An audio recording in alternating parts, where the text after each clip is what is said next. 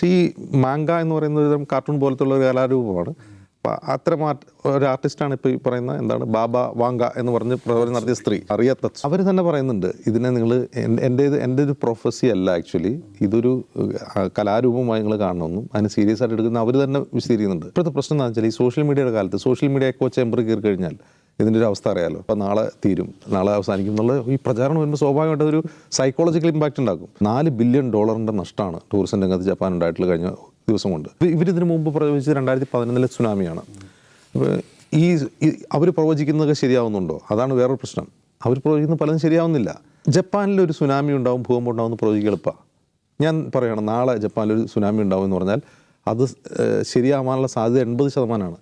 കാരണം നിരന്തരം അവിടെ ഭൂകമ്പം ഉണ്ടാകുന്നൊരു സ്ഥലമാണ്.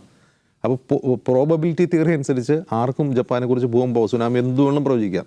അപ്പോൾ അങ്ങനെ ഒരു പ്രവചനമാണ്, അത്രേ ഉള്ളൂ. പിന്നെ അവരിപ്പോൾ പറഞ്ഞത് 2025 ഉണ്ടായിട്ടില്ലെങ്കിൽ 2040 ഉണ്ടാവുമെന്നാണ് പറഞ്ഞത്.